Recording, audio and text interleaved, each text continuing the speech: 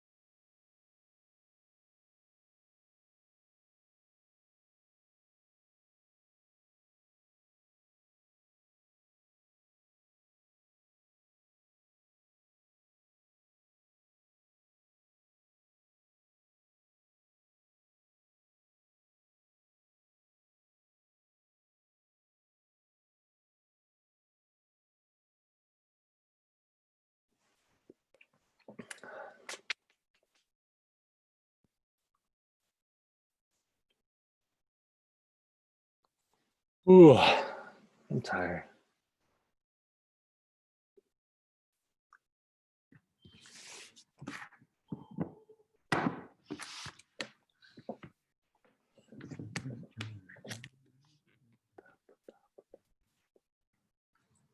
Right, 6 people.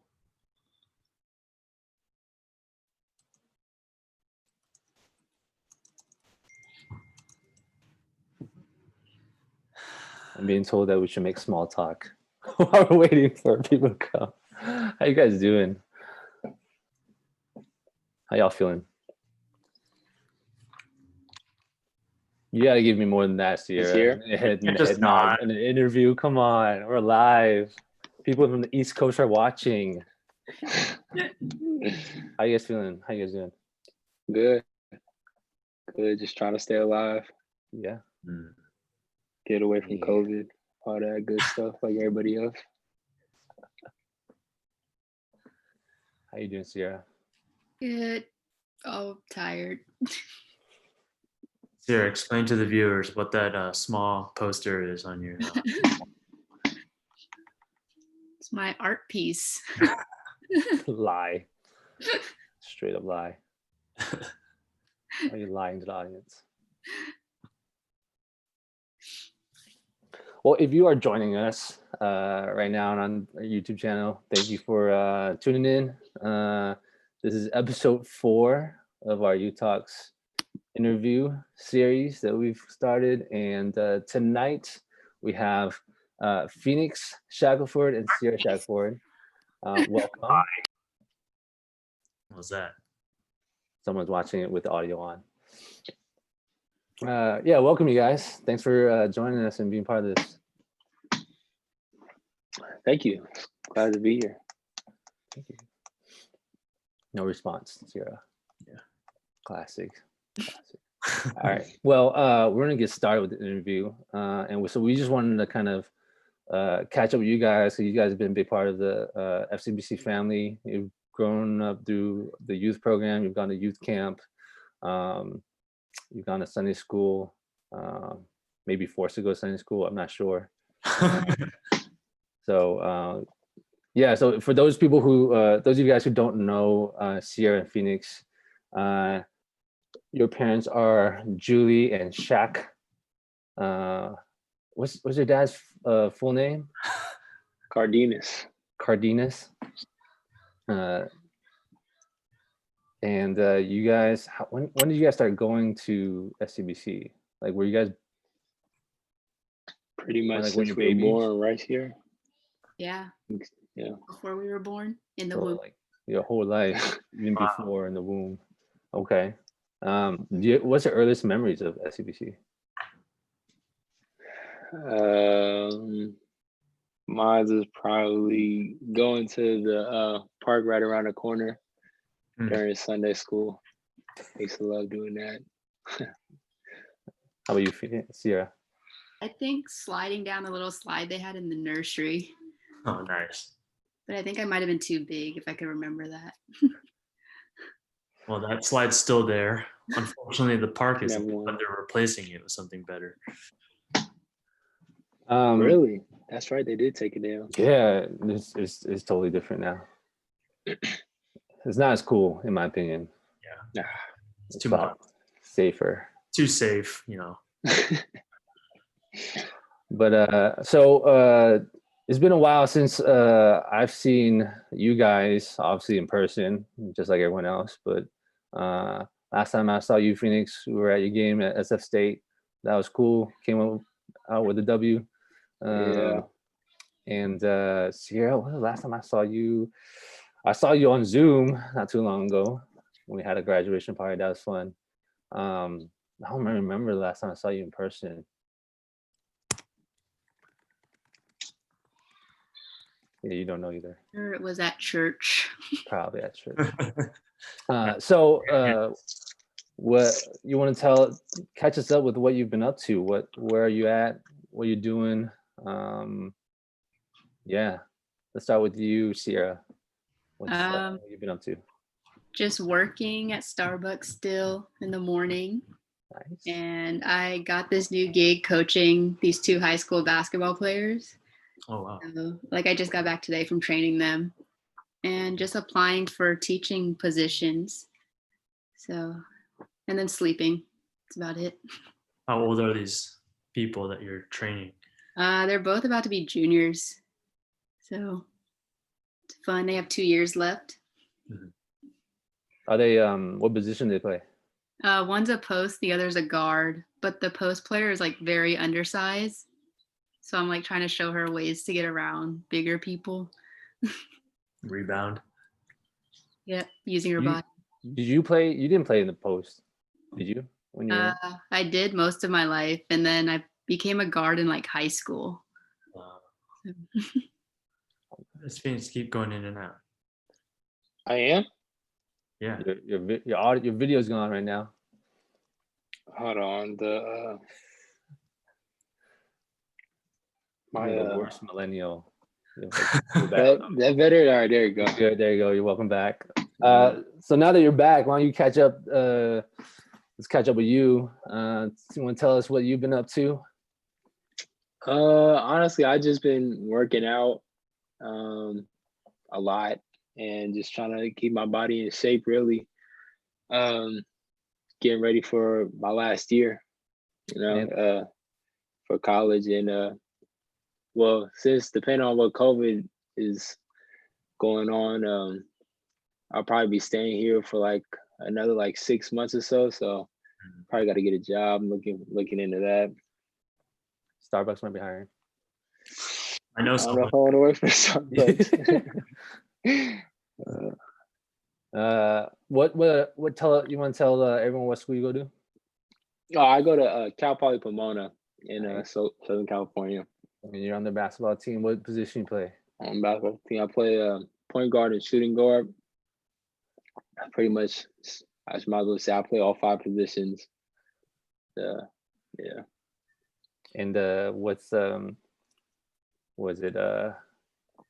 do you hope to get to be with your basketball career? I hope to play overseas. I'm working towards that. That's the end game. That's the goal for me. So I've been looking into that since I only got 1 more year left. I'm starting to look into that and everything. And if anybody of our viewers has any, suggestions or connections or tips, I'm all ears. How do you do that? I mean, are you recruited by an overseas team, or do you apply? What do you do? So pretty much, so people do a bunch of different ways, of course. Mm-hmm. There's you can be suggested by players that are either on a team or are well known in the organizations in leagues across a multitude of countries, or you can go to overseas camps, and which is possibly a scam, obviously, but you can pay to go to overseas camps, and agents will be there, and coaches will be there, and they say, hey, we want you, and then agents or coaches will sign you, all that kind of stuff. So yeah, like there's a bunch of different ways. If you have like family overseas and stuff, you can try and get like a dual citizenship and all that good stuff. You have your mixtape up yet? I have my junior year mixtape up. So okay.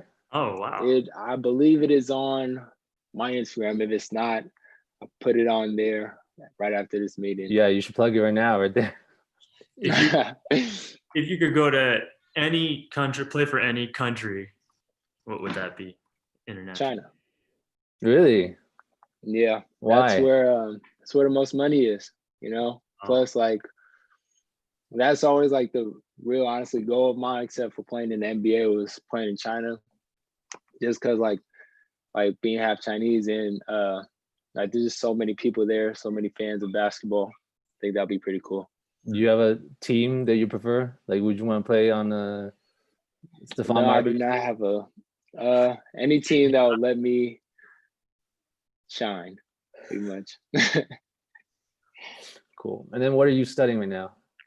I'm a liberal arts major. I'm in the general studies category. So it's pretty much subject. Mm-hmm.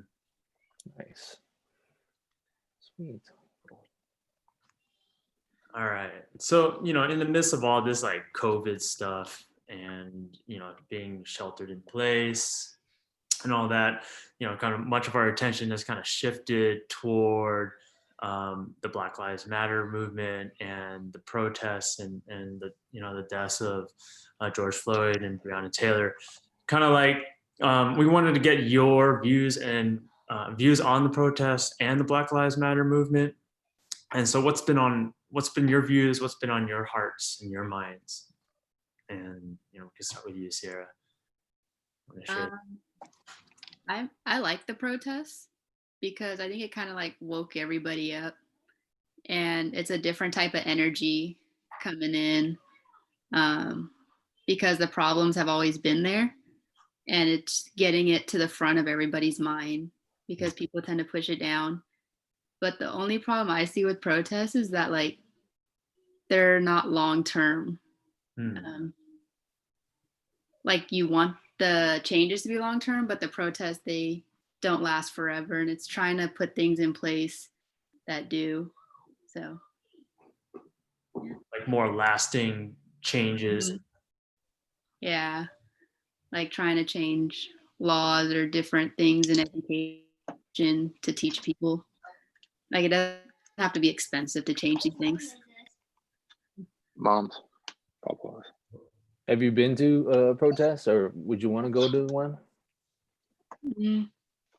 I would like to go to one, but the whole like rubber bullets thing, you never know who's bringing a weapon. Like they're meant to be peaceful, but you just never know, and that's kind of scary. Right. Yeah, for sure.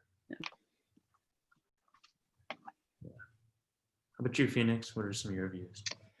My views on the protests is I'm all for it. I like the protests and stuff. It's really bringing an eye to or drawing attention to what really matters, I feel like, and what people in general are fighting for. I think that we should also learn from say the 1960s protests and like what they did different or what they should have done. Like a lot of those people are still alive, so we can ask them like, hey, what did you think should have been done different, etc., and just learn from our past. And also take steps forward as far as like Black-owned businesses and promoting those first, and stop giving our money to the large producers that kind of don't care about the lower class or middle class. Like as far as have I gone to protest? No, I have not. Just Would you want to? I would, but at the same time, it's like the same thing that Sierra said. Like my father and mother always told us like, no matter what, make it home safely. So that's always in my mind, to make it home safely. And so like going to protests, there's different ways you can protest. Per se, like going to one is great and all, but like also like I said, like supporting more Black-owned businesses and not supporting businesses that support, per se, white supremacy is a form of protest. Right. Yeah, do you guys talk about this stuff in your family? A lot, really? Yeah, our dad made us watch like a 3-hour video like a few weeks back on like some of like the larger CEO or Black CEOs and stuff on like what they think should happen and what should move forward. Close the door for me. On what should move forward and stuff like that. So it was pretty interesting. It was just a lot of information all at once. Trying to inspire. 3 hours is quite a lot. Yeah. Cool. Well, speaking on like the Black Lives Matter movement and just with the civil rights movement, I'm curious, like, have you guys ever experienced racism in your life? Or like, have you ever, or has your family, or you ever like have friends that you know had like direct incidents with racism?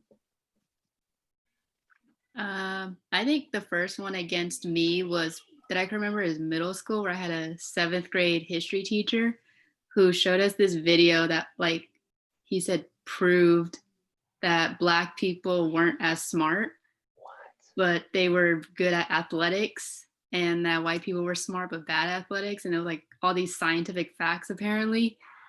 And I don't know, it's like something you don't forget.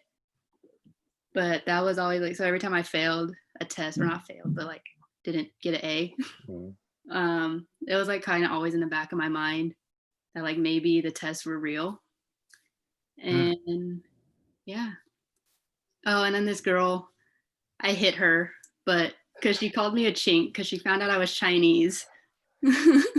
Dang, you getting double racism. Yeah, I was like, how did I get both sides? How old were you when that happened? This was all middle school. So it was like middle school. Do you know, like, is that teacher still there? Is it like what he happened? moved to the high school. He's still there at a high school? Yeah, they moved him to the high school. That makes it all better. I don't know. Do you ever talk to like your parents about that incident? Yeah, my dad was mad. I don't remember. I think because we had transferred out of the district after that, so it kind of forgot about it, type of thing. But yeah.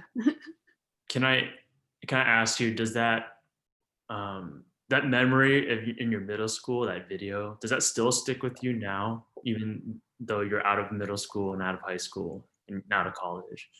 Like, does that still affect you at all? Yeah, I kind of try to prove that it's not real or that it's wrong.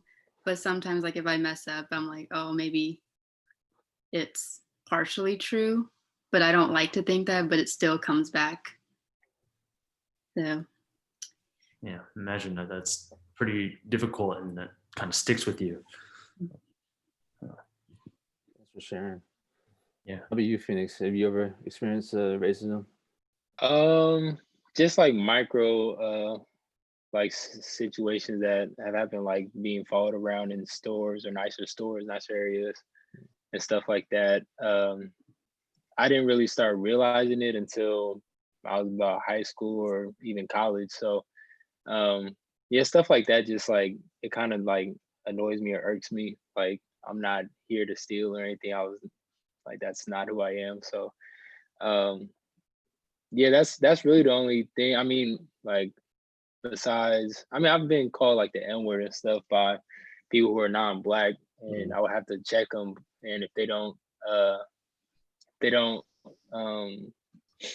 they don't agree with me, or if they don't tell me like or if they think that they should still say the N-word, then I really wouldn't hang out with them. I'll just stay away from them and make sure like all ties are cut with that person, just because I don't feel like I don't feel like like having a lot of conflict. Like that's Right. that's just kind of who I am. I don't like a lot of conflicts.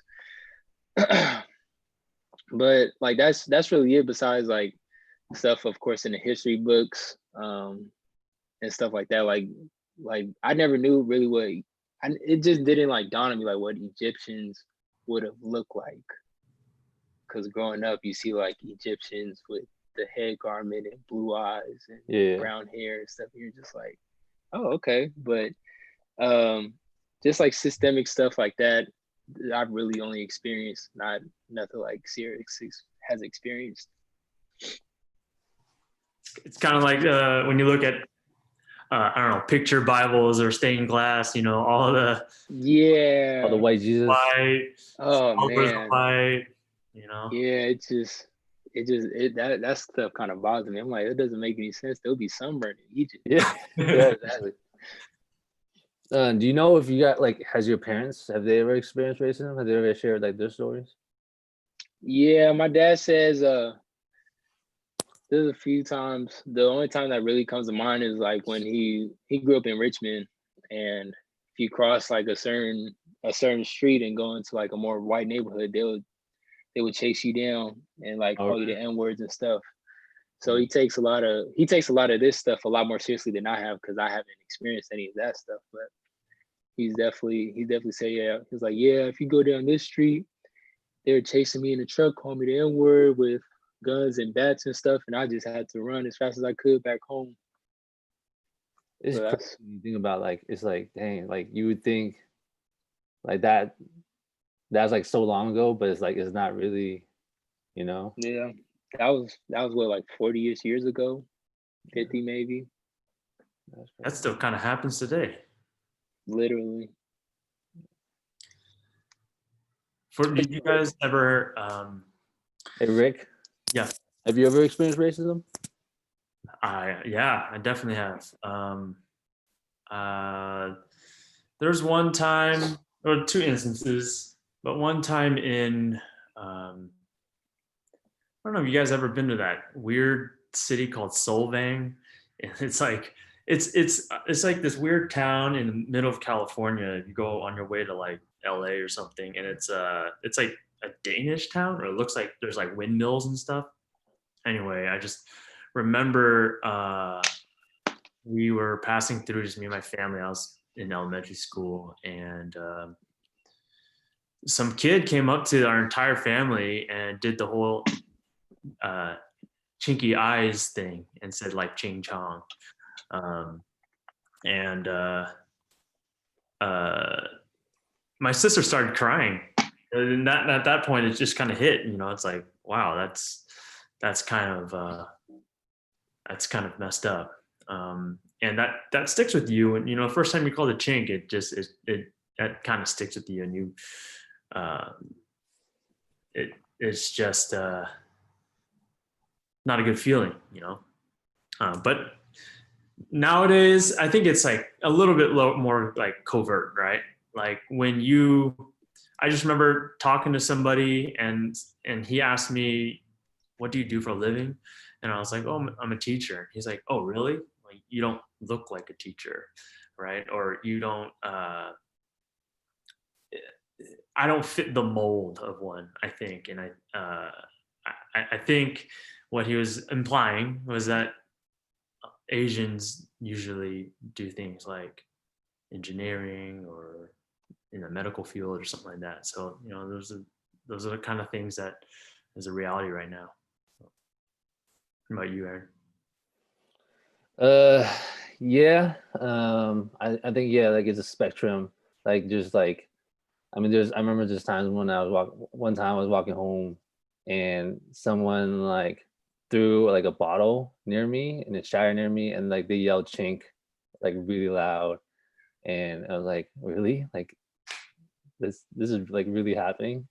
Like and it's like we're in San Francisco, you know? It's like it feels weird to like experience that out here. And I mean, I think there are also like moments where I feel like it's just not necessarily, but it's just like, you know, like stereotypes, dealing with stereotype stuff too. I mean, like growing up playing basketball is also like being Asian. Like you don't think a lot of people look down on you, and so I'm like, if you go to like sometimes when I go to like the rec centers, there's like the black side and then like the non-black side, and like I didn't want to play in like the non-black side, and I always try to like get in on a run, but it would be difficult sometimes, but yeah, I mean that was always motivation for me to try to prove myself as a basketball player, or even on the team, right? When there's like you just trying to prove yourself as not by the way you look, but just your game. So yeah, and then I just feel like there's like moments in your life when you just kind of like feel like you get there's just people have stereotypes or biases and like small interactions here and there. So yeah, definitely. Remember that I don't know if you remember that. We were walking down the street somewhere like South of Market or downtown at night, and some guys in a car just drove by it and just literally just said "F you, Chinks." You Oh remember? yeah, I totally remember that one. Yeah. Yeah, that stuck with me. That was a long time ago, but that type of experience just kind of sticks with you. Yeah. Anyway, for you guys, Phoenix and Sierra, like, what was it like for you guys to grow up like both Black and Asian? Having two different cultures. What was that experience like for you guys? And let's start with Sierra. Just in general, like growing up. Yeah. Well, I didn't know I was Black for a while. Hmm. I thought I was just Chinese because like our babysitter only spoke Chinese to us. We were only around our Chinese grandparents. The vacations we took were with my mom's side the whole time. So I just didn't know I was Black until someone at school told me I was. And then I came home and asked my dad. And so that was different, I guess, in a way, to not know till I was in like first grade. But it's kind of hard because the cultures are so different. Like you're supposed to be athletic over here, smart over here, or it's like I didn't go to a UC, but all my cousins did, and so that was kind of like hard to accept, I guess, in a way. But then people are like, "Oh, you're Black, it's fine. You'll get there through sports," and so I don't know. It's kind of like that. I forget the word, but that undercover like racism also always popped up for both sides. Sure. Yeah, I don't think I answered the question. No, I think you did. Oh, you did, definitely. Wait, do you still speak Chinese, or do you speak? Did you speak Chinese growing up? We didn't really speak it. We understood a lot, so I guess that made it easier at FCBC too, to know what people are saying around us. What you Phoenix? It's a lot of the same with Sierra's story too. Like I didn't know I was Black until Sierra had the revolution that she was, or enlightenment that she was Black. So yeah, it's really different. Like there's a lot of undercover racism there with like stereotypes. Like I should be good at math and science, and I should be a really good athlete just because I'm Black and stuff. And I think when it wasn't until I got into high school I really embraced both sides of Black and Chinese through the help of my trainer. He was like, "That's really dope because you can, like, from a Chinese aspect, Chinese people are stereotypically or naturally more patient and calm, and the Black side is a lot more energetic or a lot more. They show their characters a lot more, their emotions, and they're very voiced. So I just tried to embrace it as much as I could. I really wanted to be voiced, but I'm not really I'm not as talkative as people say. Just because I'm compared to Sierra and she doesn't talk at all, I'm still not talkative. I count myself as an introvert, but yes, it's just really different. I like being Black and Chinese. You know, a lot of people don't get both sides of the both sides of like what they are like, or a lot of people don't even get a choice between two sides, just because like their parent or they're just like a full race or ethnicity.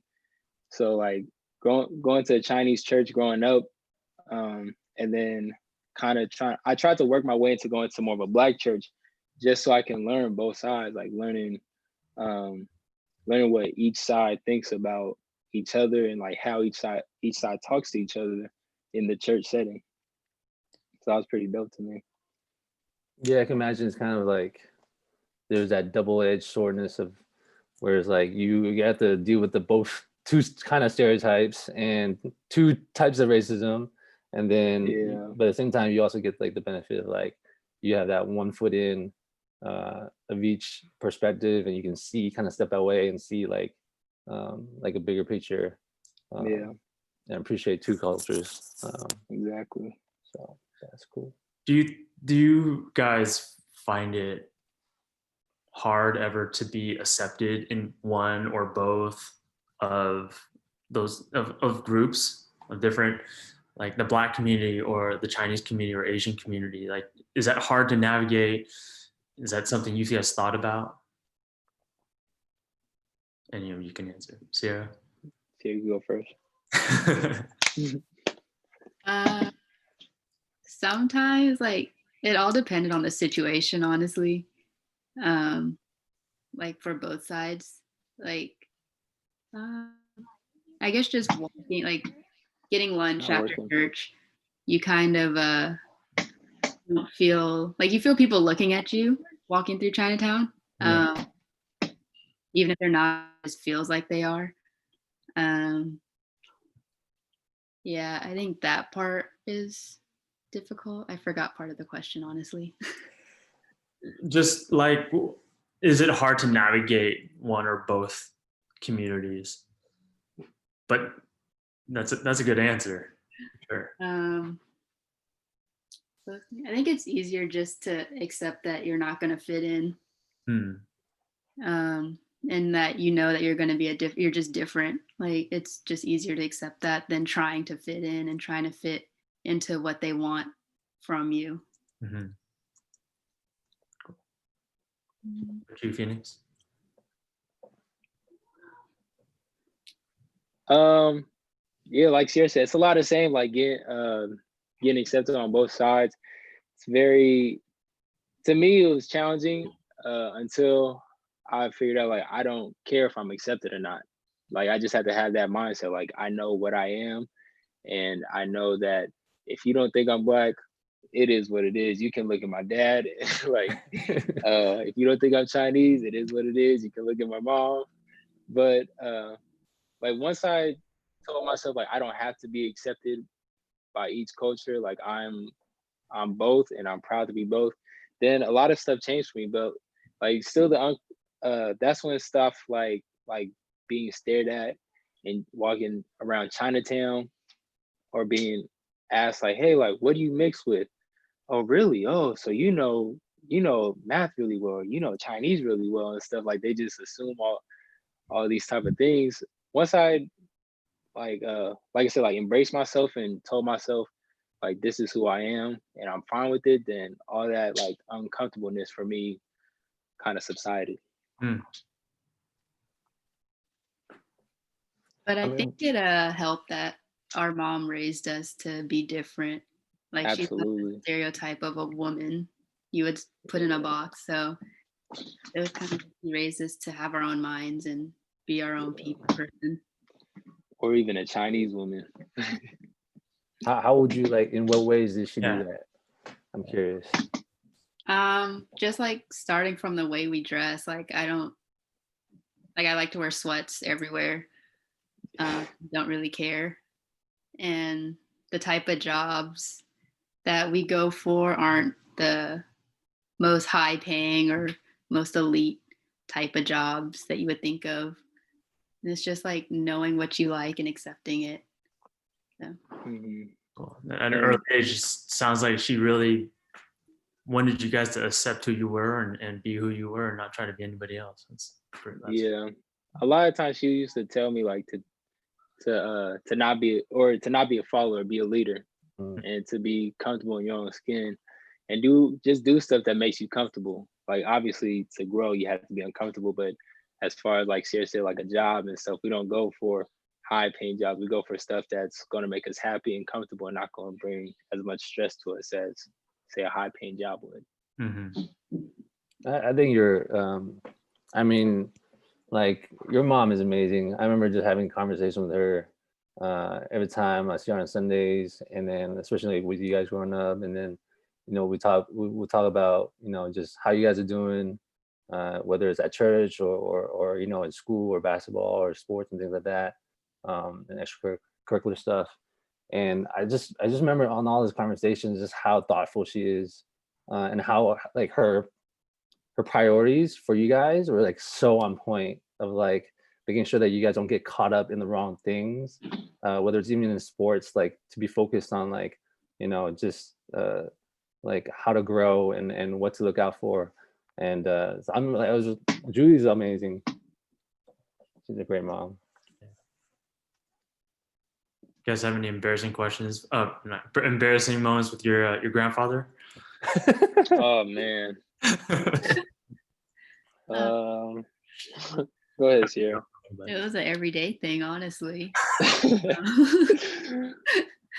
like riding the buses at Yosemite to him just singing the loudest everywhere. Just being the loudest person everywhere. Oh my goodness. Everybody's necks turning like, who is that? Whose grandpa is that? Like you kind of got used to it, honestly. He breaks the stereotype too, That's true. He's like the loudest person. The loudest person I've ever known at a church service. For sure. Church meeting. Great. Next question. Boo. The only guy that sleeps like in the front of the church, neck is broken. and does not care about anyone. Does not care at all. Oh, he's great though. Yeah, I love him. I have a question. We have a question from the audience. It's coming from Christian.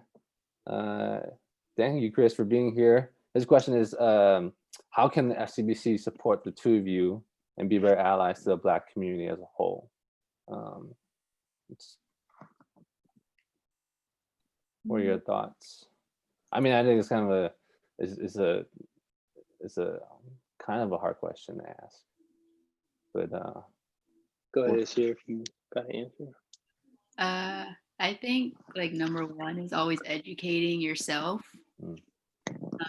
by doing your own research, not looking at what the media shows you.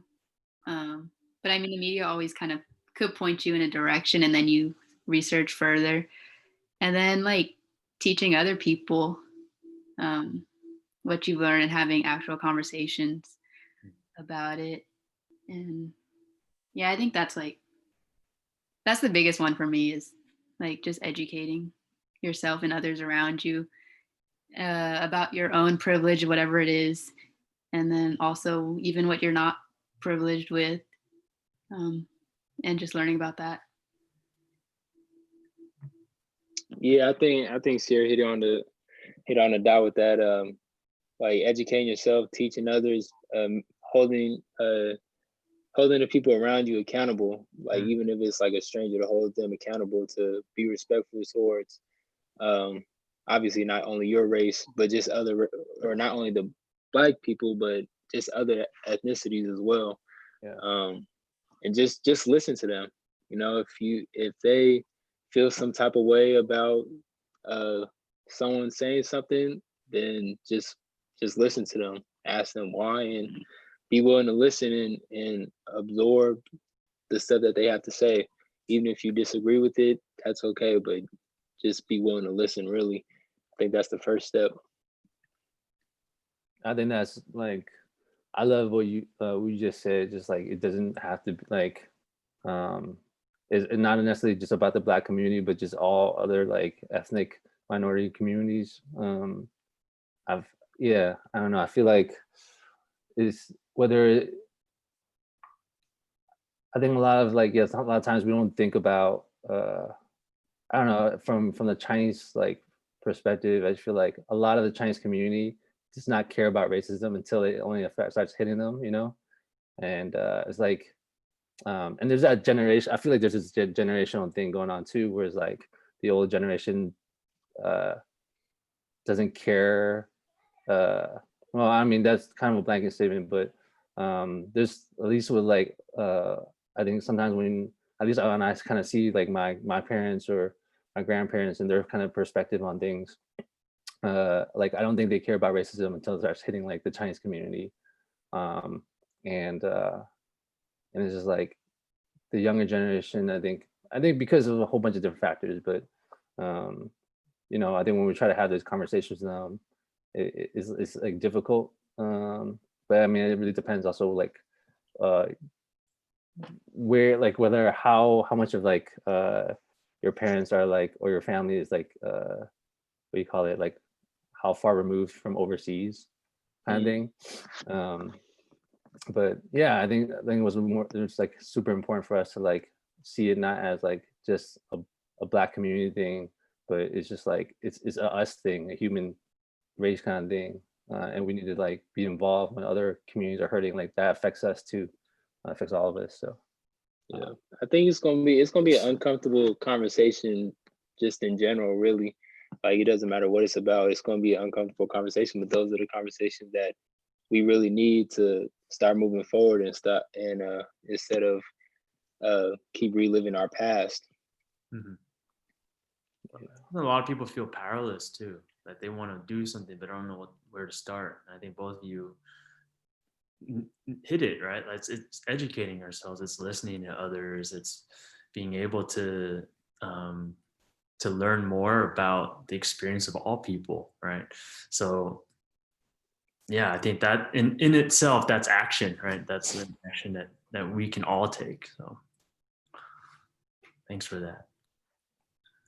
you guys feel like, I mean, you guys maybe you guys would probably touch on a little bit, but like if you guys were to have kids in the future, how would you kind of have those kind of conversations with your kids?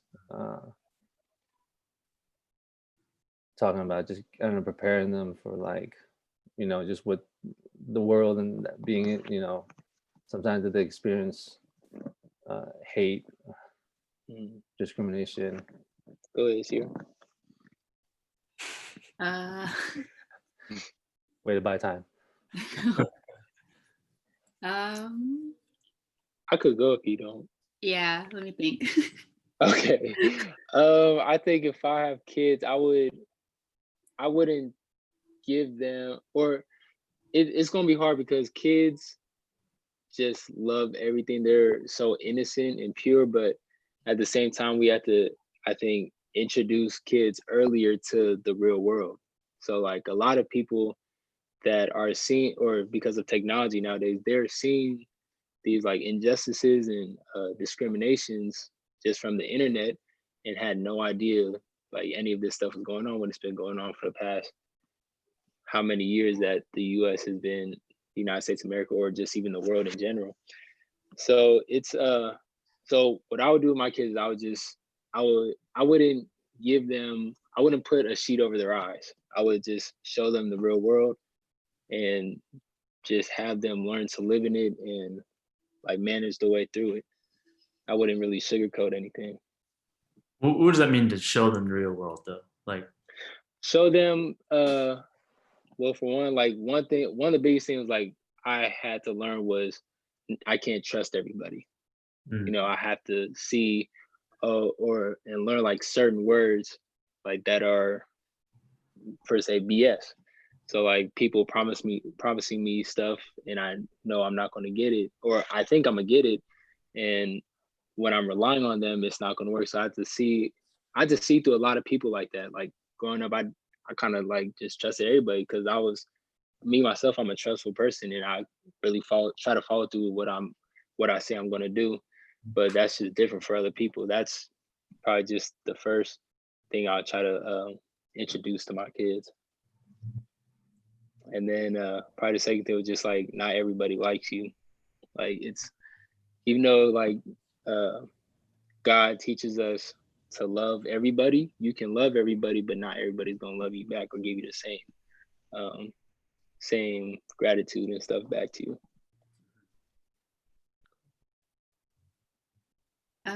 I think for me, yeah, first thing, like not everybody's gonna like you, for whatever any reason out there.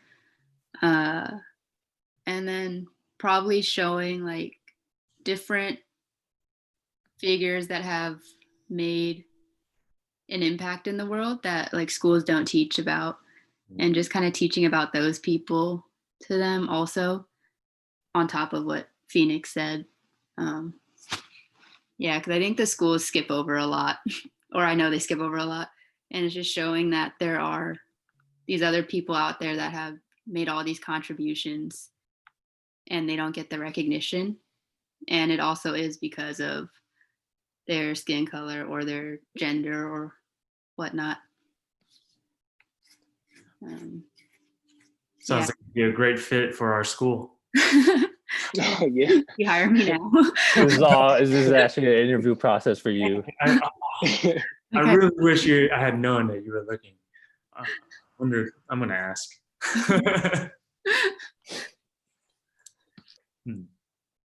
Yeah, but I think just starting that at as early age as possible, but also that you should like love everybody, because that's just the right thing to do, and that's what I try to do too. So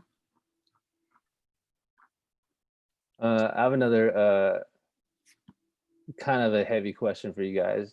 Do you guys feel like SCBC could be more welcoming to like a more welcoming environment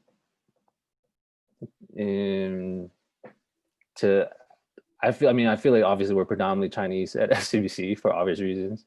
But like, I was thinking this other day, like if I wasn't Chinese, or I didn't have like family ties to the church, would I feel welcome at SCBC? Or would I feel like I could or more specifically, would I feel like I can like stay there and like feel like that could be my church community? And I was kind of struggling to like, I don't know, like if I was just constantly surrounded with just Chinese people, I don't know. And I was kind of asking myself, like, I was wondering like, man, I wonder if do we possibly have barriers that we've created that we didn't realize at SBC? Like, I know for you guys, like you guys have family, you guys grew up there. Do you guys think that you guys feel like other people that are not Chinese or not like you guys would feel welcome at SCBC, or how could you think? I don't know what you guys think.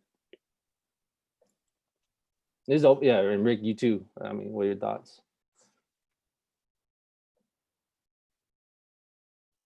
Sierra, did you want to go? Or I'll go. you could go. Like you said, it's a really hard question. I think a lot of it has to do with just like geographically, like where you're at. You're smack dab in the middle of Chinatown.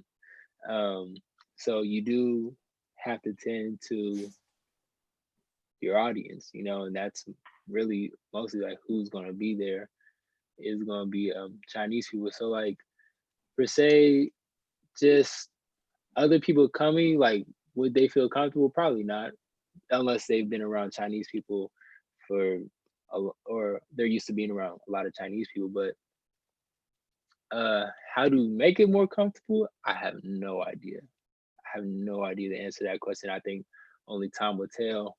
I think a lot of it is just have to break down like walls, like stereotypes, like for both sides. That's just like there's or like and just like social aspects. So like a lot of people are like myself, like if I don't know you, I'm not going to talk to you. And as a church, people will come up to you and like introduce themselves and stuff, which is cool. But I think it's a hard question. It's hard to tell like how to make someone else feel comfortable with, yeah, I want to go back there. You know, I think a lot of it just has to do with, like, if they see people that looks like you there, then, and like will introduce themselves and is friendly and stuff, then that will help a lot of people, like want to go back to FCBC. Do you guys have any thoughts? You want to go, Sierra? I honestly don't know. I mean, if I had no ties to the church, I think I'd be very awkward. Also, just not being an outspoken person, so it'd be hard to, because I feel like FCBC is really cliquey also, and you kind of could just feel it. Like even at youth camp, if there's someone new in your cabin, you kind of feel the awkwardness. Right.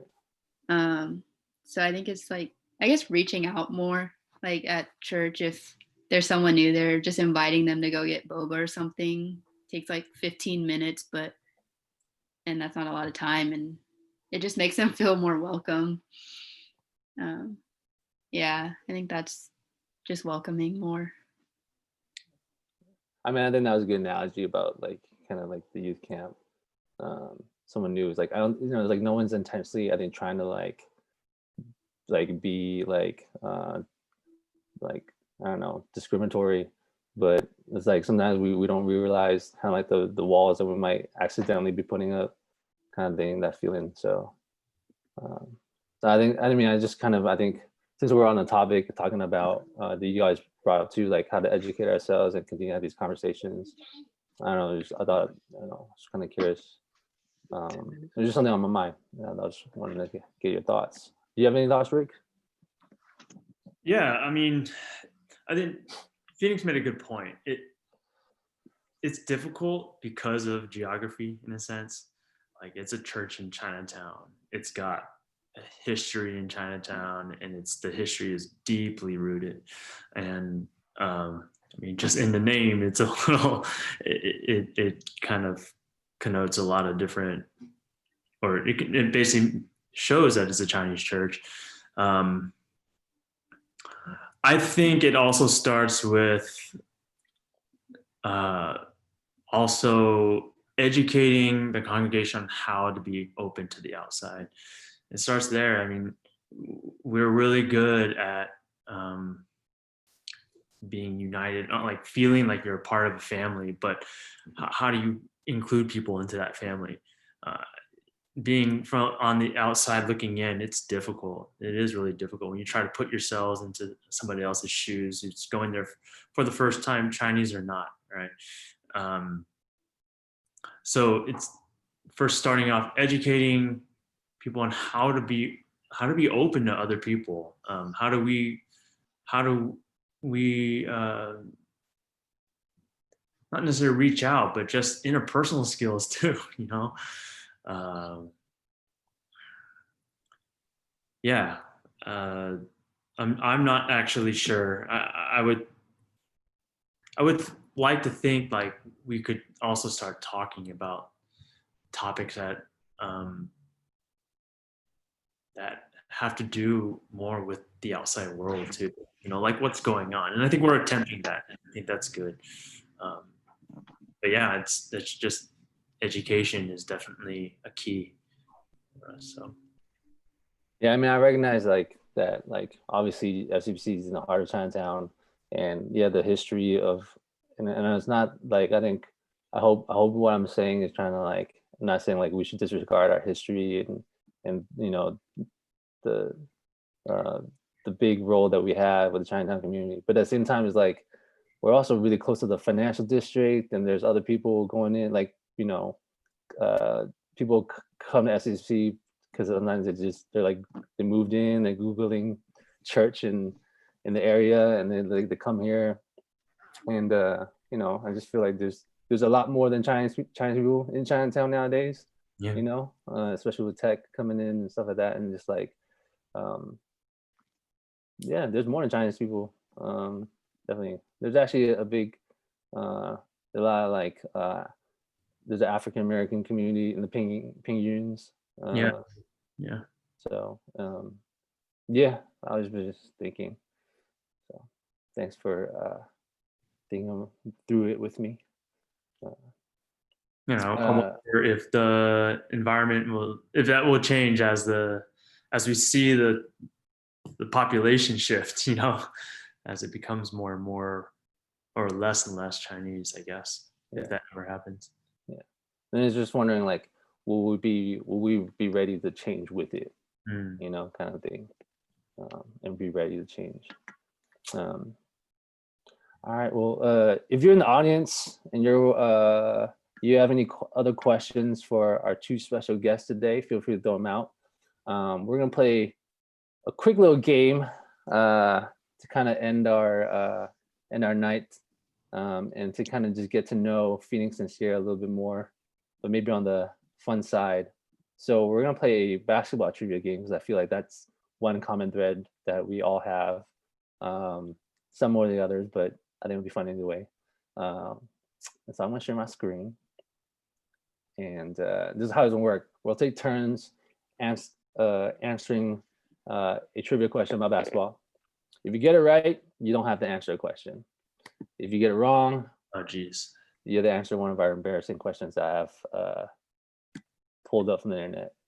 It's a list of like truth or dare questions. So it's gonna be fun. Here we go. Or we just might pull a question from the audience if it's really good. So share screen.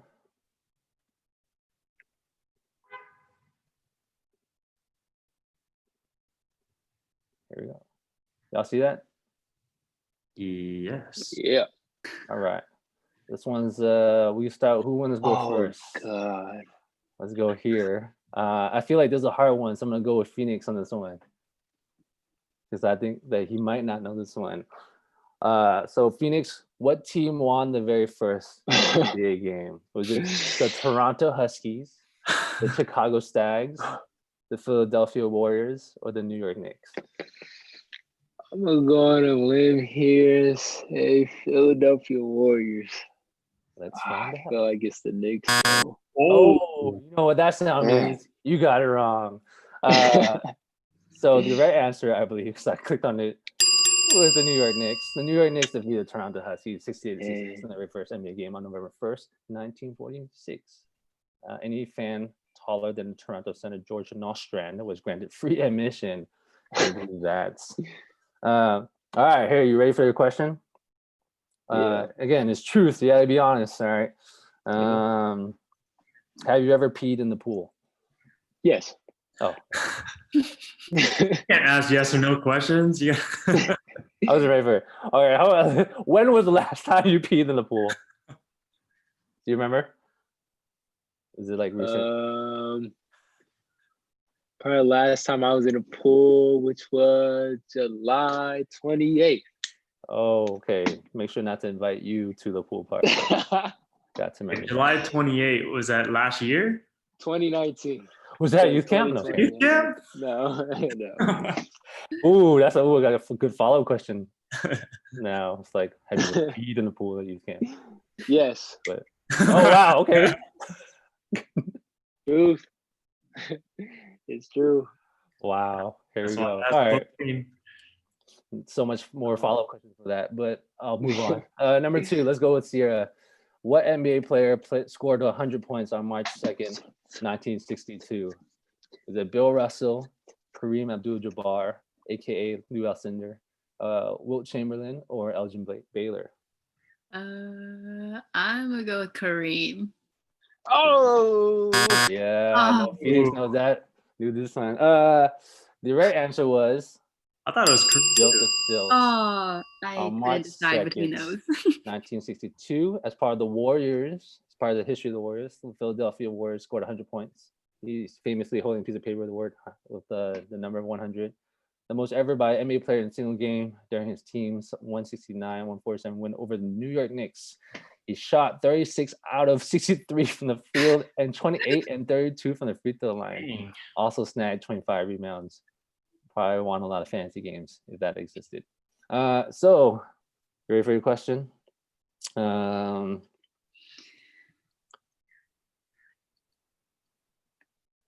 out of any celebrity, who would you want to trade lives with? Trade lives. Big shot.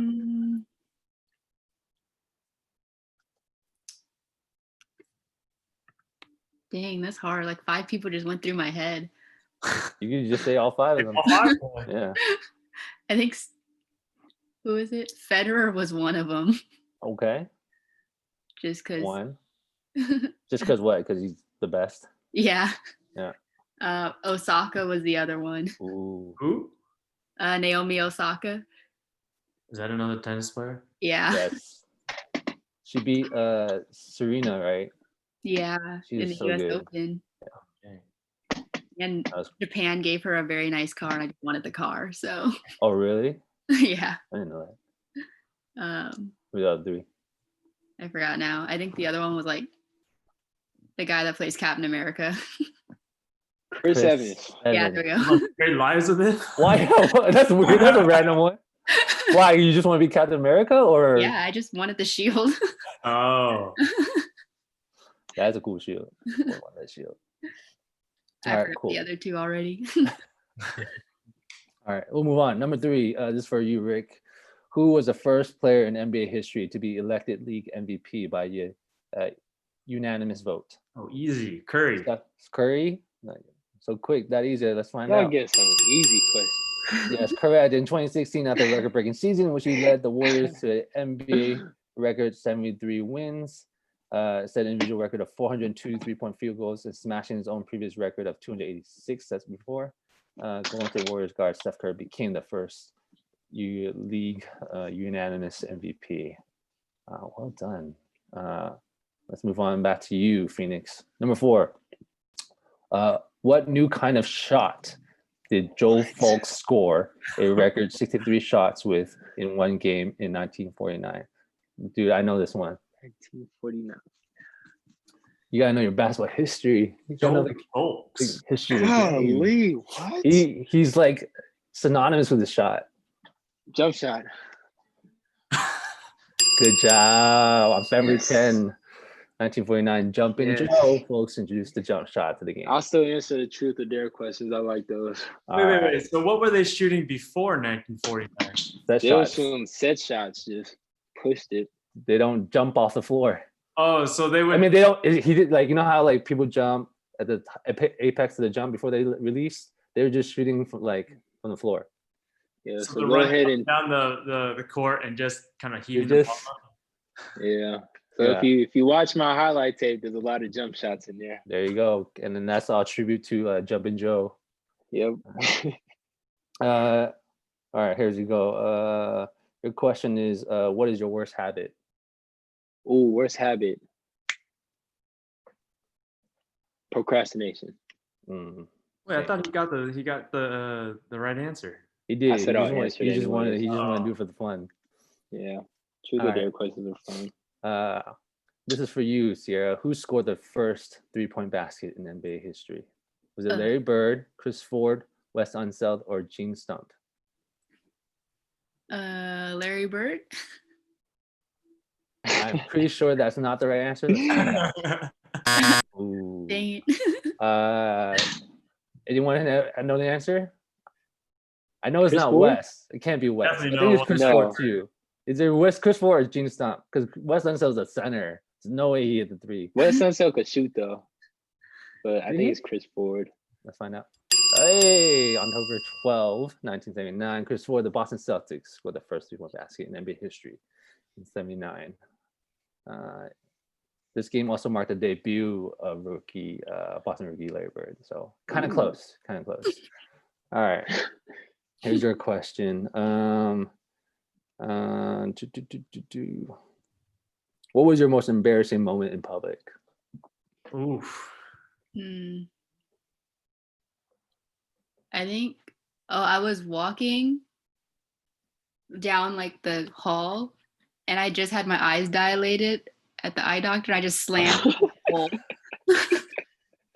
But like by I didn't know yourself? where the pole was to be able to walk back around it. So I like ended up hitting my shoulder against it again. Were you like closing your eyes because it was painful to? No, they were definitely open. I've done something similar, just like being on my phone and walking to a pool. That's You didn't put on those embarrassing like Sunglasses. sunglasses that the optometrist gives you. I did after that. Nice. All right. Thank you for sharing. Let's move on. Number 6. This for you, Rick. Who was the youngest player to score 10,000 points in the NBA? Was it Kobe, LeBron, Wilt, or Michael? I think it's probably LeBron. LeBron? Let's find out. Correct. At 23 years and 59 days, LeBron James became the youngest player to score 10,000 points in the NBA. Do you want to answer a question just for fun? All right. All right. So it's good. What was the name of your first middle school crush? Middle school. Yeah. Her name was Mindy. Mindy. Why did you have a crush on Mindy? What caught your eye? What's her last name? Yeah, what's her last name? We all look it up right now on Facebook. Facebook. No, man. Send her a link to this video. I think it's like Wang or something like that. Is what? Wang. Quang. Please don't go looking her up. All right, we won't. We'll do it after. All right, number 7. This is for you, Phoenix. What team owns the longest winning streak in NBA history? Is it Bulls, Lakers, Warriors, or the Heat? I think I know this one. I think it's Golden State Warriors, honestly. Just that 73-9 year, but it might have been the Bulls. Longest winning streak. You're saying Warriors? Yeah, sure. I don't think it is. Let's find out. Ooh, really? Anyone know? Oh, damn, the Bulls. It was the Bulls, right? Yeah. Oh, Nope. I think Really? what? Actually, no, I'm. It was the I think it's Warriors? Lakers, but I mean, Lakers? the Lakers won 33 Yeah, I straight wouldn't games and won wouldn't 72 have got that season. one. All right. Oh, So there you Dang. go. Learn something new every day.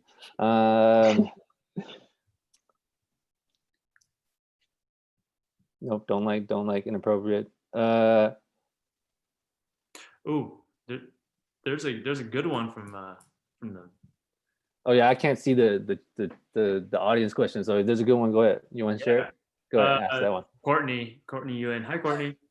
Oh my Ooh, God. this is gonna be fun. This is very good. But it's kind of for both of them. Oh, okay. One loving thing you like to say to each other. Ooh. Yeah, I mean, you both answered the question wrong, so I think you do both have to answer it. I love this one. That's a good question. For Oh, all right, Phoenix, I think like you the go first. person you've become. Oh, The question is, what's one loving thing? I'm just kidding. All right. how about you, Sierra? I like the waves you got going on in your hair. Thank you. Thank you. Freshly combed. Do you guys ever fight? Freshly combed. Not anymore. Growing up, we fought a lot. I was Really? What'd you guys fight about? Most quiet fight in the world. I will always mess with her. So And then I always hit him. yeah, then something would happen. Either I hit back or I'll go tail. You know, the usual. Let's move on to number 8. What player? I think is for you, Sierra. I think you're up, right? Yeah. Oh. What player was known as Clown Prince of the I have no idea. I don't know anything about the Globetrotters. I just know who they lose to all the time. Is it Marquez Haynes, Fred Curly Neal, Meadowlark Lemon, or Goose Tatum? Don't know any of them. I'm gonna go with Goose Tatum. He chose that name. I know that. I Oh, think it's Meadowlark Lemon. really? If you get this, did you really know this? Yeah. For 22 Yes, sir. years. This is Meadowlark named after Lemon. Basketball. Yeah. Known as a clown prince of Harlem. He played in more than 16,000 games for the Globetrotters. Was a 2003 inductee to the Hall of Fame. When basketball legend Wilt Chamberlain was asked his opinion on the best player of all time, he responded, "For me, it would be Meadowlark Lemon." They said Curly Neal's nickname in that one. Oh, really? Interesting. All right. So Sierra, your question, there you go, is have you ever tasted a booger? What? It's a very simple question. Yes or no? It's a yes or no. I'm assuming yes. At some point, I probably did. All right. Follow-up question is: was your booger? Ooh. Probably not. I like. Ooh. No more follow-up I don't know questions. what's on my hand. I taste it to see what it is. I mean, if you're working with Oh. kids, you know. All right, this is for you, Rick.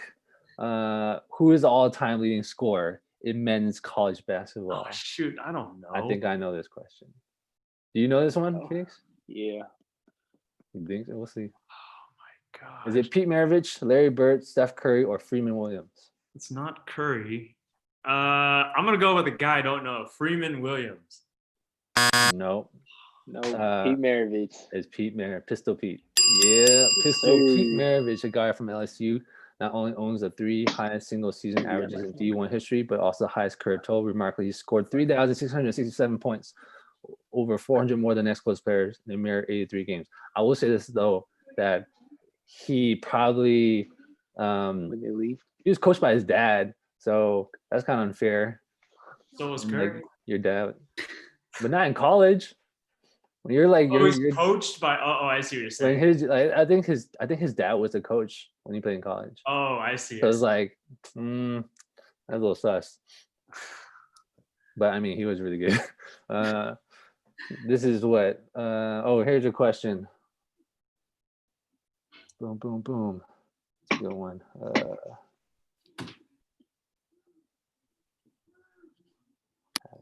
Is that my question? What's your question? Number 10, is that it? Yeah, but we're trying to think of a question for Rick right now. Oh.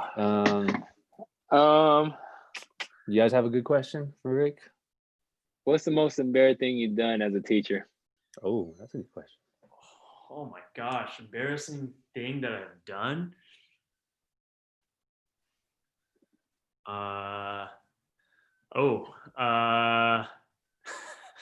As a teacher, well, okay, I broke my arm. Whoa. in class. But you gotta tell him the story of how you broke your arm. Yeah, so I don't know if that's a fair to answer because it wasn't while I was teaching, no. But we were playing in is it a staff versus student volleyball game. And then I was in the front and a teacher said it to me, but it was over my head. So I backed up and then I jumped to hit the ball and I hit it. But you know how like the side posts have like a weight on them or like a cement like base. I landed on the cement base and twisted my ankle and I fell and I tried to catch my fall with my right arm on the ground. Yeah. I thought my ankle really hurt. I was like, oh my gosh. And then like I got up and I shook my ankle off and then I was like this and I'm like, oh shoot, I can't move my arm. And it's hurting. I'm like, dang it, I think I broke it. And so I had to like drive to the urgent care, or someone drove me to the urgent care, and took an X-ray. They actually thought it wasn't broken, and I just casted it for a month. And then after a month, I was like, I'm gonna take another X-ray, and turns out it was broken, and I had to have surgery right away. So, it was pretty embarrassing though. Just a school volleyball game. Yes, with kids.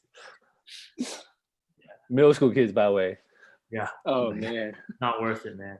All right, here's our last question. Is for you, Phoenix. Who was the first WNBA player to dunk in a playoff game? Was it Michelle Snow, Tamika Catchings, Lisa Leslie, or Brittany Griner? Lisa Leslie. Oof. Really? Close. Wasn't that like playoff game? I think that's the key word here. I think it's like playoff game. That was it. First. So, oh my gosh. Sierra, do you know? Brittany Griner? I think so too. Let's find out. Oh August 24, 2014, Griner being the first WNBA player to dunk in a playoff game when she helped the Phoenix Mercury defeat the LA Sparks 93-68.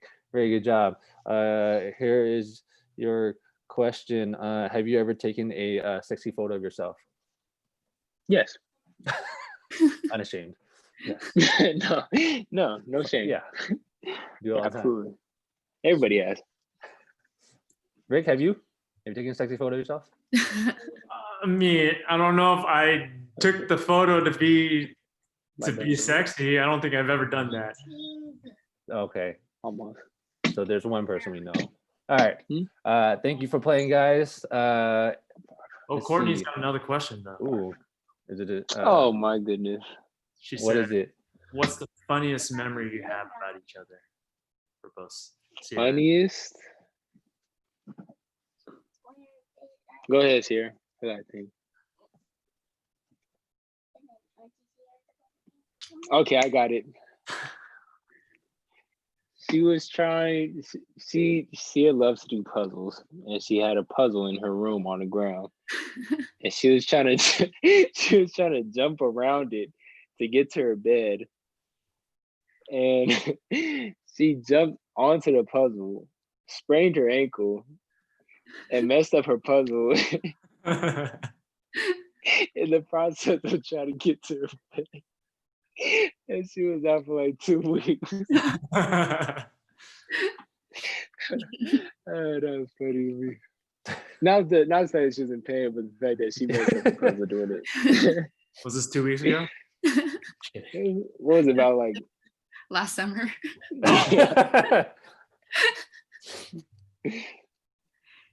Dang, I don't even know. Oh man, it's too many. I'm a funny guy, huh? Yeah, man. You gotta get him back for sharing that story. I don't even know. I think it's I think it's funnier now that nothing bad happened, but he was like in the living room jumping from pillow to pillow. And he fell and like hit his head on something, cut it under his eye. Oh, it's still Right there. Oh, you saw the scar. Wait, was that like last week too? No, I was like 4. And you remember that, Phoenix?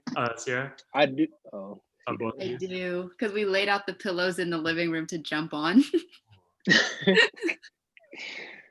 Like hot lava. I guess you had stitches, huh? no, they super glued. They said I didn't need a stitch for it. They used super glue, and Oh wow.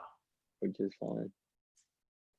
All right, I got just 2 more last questions. They're really quick ones, fun ones. What is your favorite memory from since both of you guys have been to youth camp and been products of youth camp? What are your favorite memories from youth camp?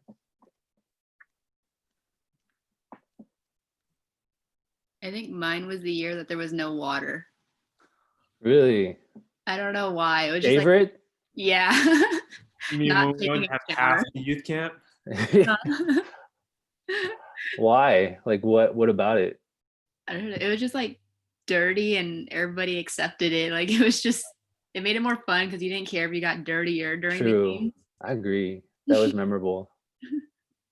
How about you, Phoenix? I will honestly have to say the same thing. She took mine. Oh, it really? It builds character knowing that you're dirty and everybody's dirty around you. And then we had like the dirtiest simulations ever Yeah. as well. So like taking water bottle showers, whole thing, build character for sure. Good vibes though, good vibes. Yeah, that's the one we had Chocolate River. Yeah. Have like layers of dirt on your skin when going back home.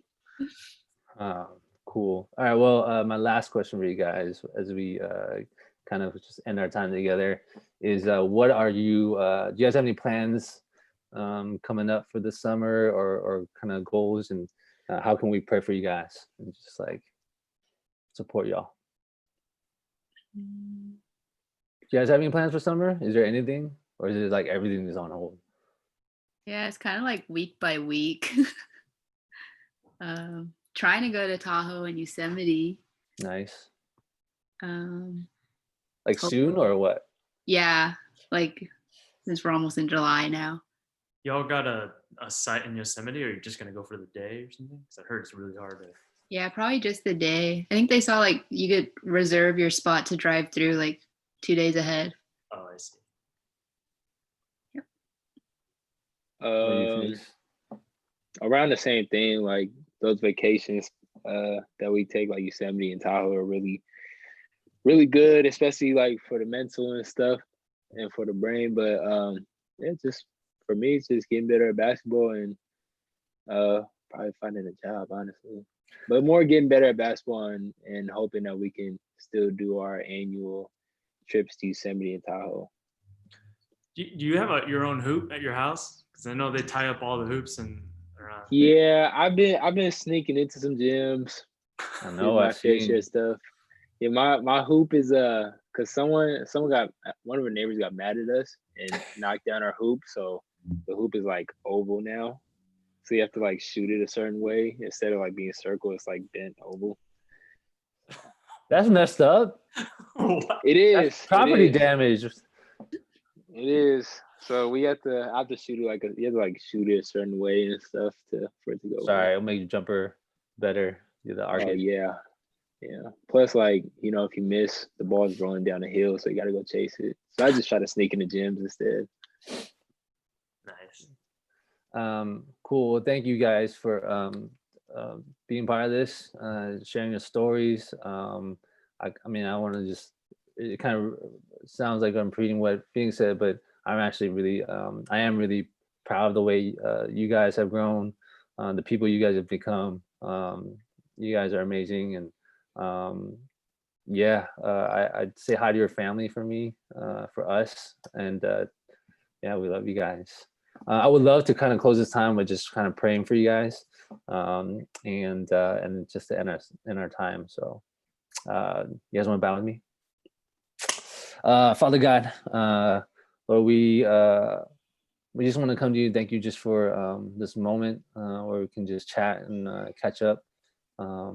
Lord, I thank you for just our two guests, our friends, Lord, and Phoenix and Sierra. Lord, I thank you for just the blessing that have been to the SCBC community, to all the just the memories that we built, whether at youth camp or Sunday school, and just I thank you for just the way you've raised them, the way you've made them, and how you've used so many people to make them who they are today.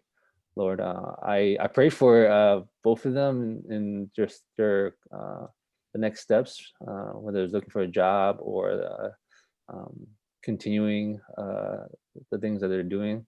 Lord, I know that they're going to be a blessing to wherever they go. So, God, I just pray that you would open doors for them, Lord, and I know you have a plan for them. So help them to trust you and rely on you and your timing and not their own. And yeah, keep them safe, especially during this time, and just watch over them and bless them with whatever they're going to do next. We pray all this in your son's name. Amen. Thank you, guys. It's awesome. Thank you. Thanks for having me. It was a lot of fun. It's good seeing your faces. And Yes, indeed. yeah, that's it. Bye, everyone. All right, peace.